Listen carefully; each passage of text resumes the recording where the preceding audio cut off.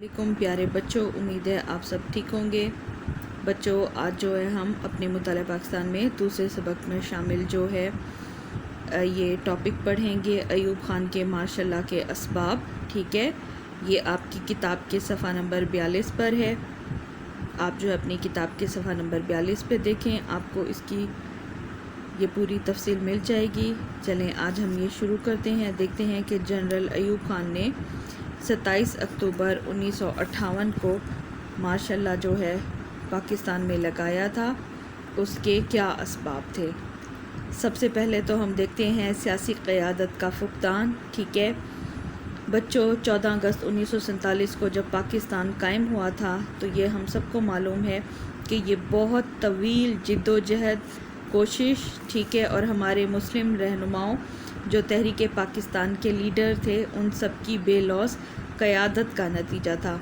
लेकिन बदकिस्मती से जब पाकिस्तान बना तो उसके एक साल के अंदर ही बानी पाकिस्तान कायद-ए-आज़म रहमतुल्लाह अलैह वफ़ात पा गए थे, और उसके बाद फिर 1951 में जो है हमारे पहले वज़ीर आज़म लियाक़त अली ख़ान को शहीद कर दिया गया था। इस तरह आज़ादी के फ़ौरन बाद ही ये जो नया मुल्क कायम हुआ था पाकिस्तान हमारा, ये बहुत ही ज़्यादा हमारे मुहिब्बे वतन और बहुत अच्छे हमारे लीडर कायद-ए-आज़म और लियाक़त अली ख़ान जैसे रहनुमाओं से महरूम हो गया था।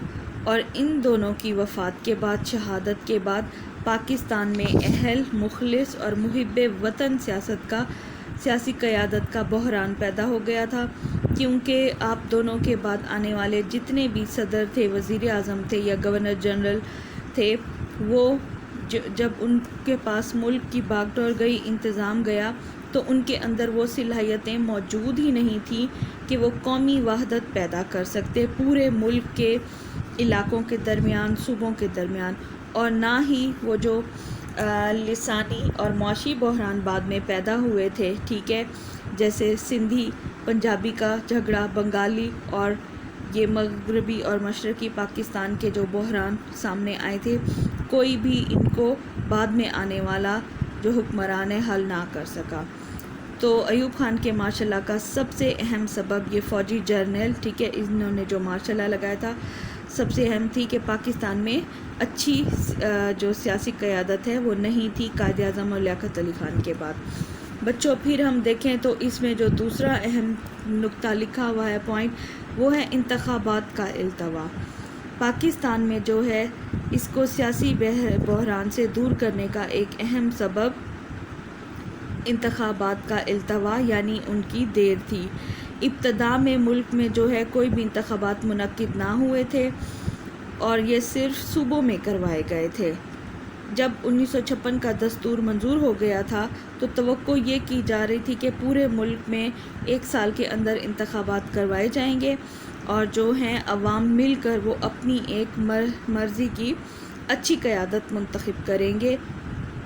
लेकिन 1957 में जो इंतख़ाबात होने थे उनको 1959 तक मुलतवी कर दिया गया, तो ये एक मज़ीद बहरान की वजह बनी।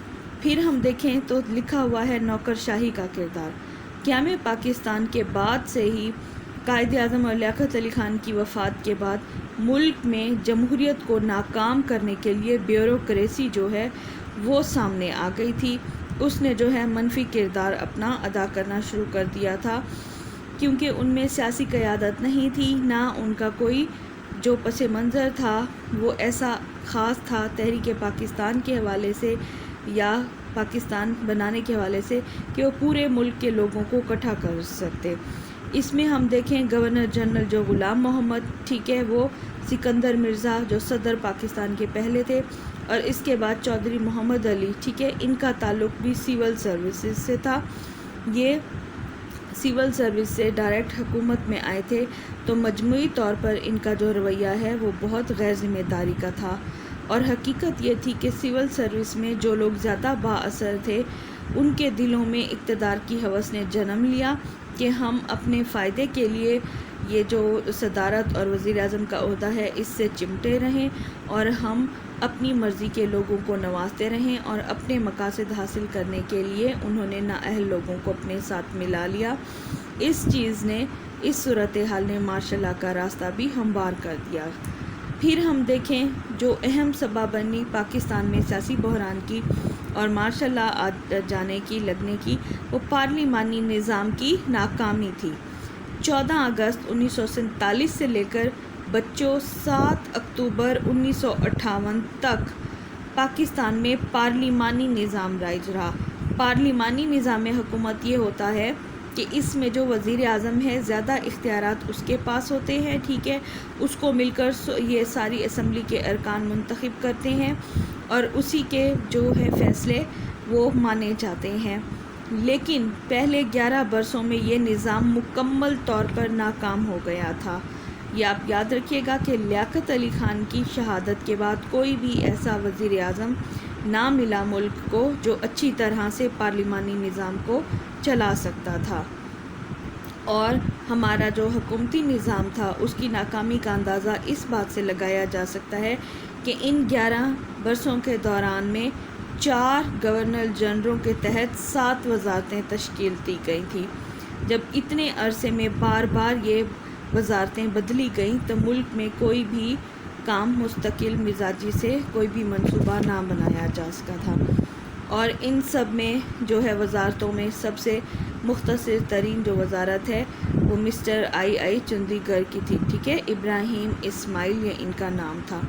اس سیاسی عدم استحکام کے نتیجے میں بچوں ملک میں جو ہے معاشی اور سیاسی بحران بڑھتا گیا، ملک جو ہے معاشی اور سیاسی بحران کا شکار ہوتا گیا۔ ان سب حالات نے جو ہے ماشاء اللہ کی حوصلہ افزائی کی تھی۔ جب یہ دیکھ لیا گیا کہ ملک میں جو ہے سیاسی نظام اور حکومتی نظام وہ اچھی طرح سے نہیں چلایا جا رہا، تو جنرل ایوب خان نے جو ہے پھر 1956 کا آئین منسوخ کر کے مارشل لا لگا دیا تھا اور خود جو ہے چیف مارشل ایڈمنسٹریٹر کا عہدہ سنبھال لیا تھا۔ اب ہم ایک اہم وجہ اور دیکھیں تو وہ دستور سازی میں مسلسل رکاوٹ ہے۔ آپ کو یہ دیکھ کر حیرانی ہوگی کہ پاکستان اور بھارت دونوں ایک ہی وقت میں آزاد ہوئے تھے بچوں۔ بھارت نے جو ہے اپنا دستور 2.5 سال کے اندر یعنی 2 سال اور کچھ عرصے میں بھارت نے اپنا جو آئین ہے دستور وہ تیار کر لیا۔ آئین ایسا باضابطہ دستوری اصولوں کا، ٹھیک ہے، ایک سیٹ آف رولز جس کو کہیں گے ڈھانچہ ہوتا ہے جس میں سارے جو ہیں اہم نکات شامل کر لیے جاتے ہیں کہ حکومت کس طرح سے چلائی جائے گی، کس شعبے کو کیا کیا اختیارات حاصل ہوں گے اور کیا پالیسیاں بنائی جائیں گی۔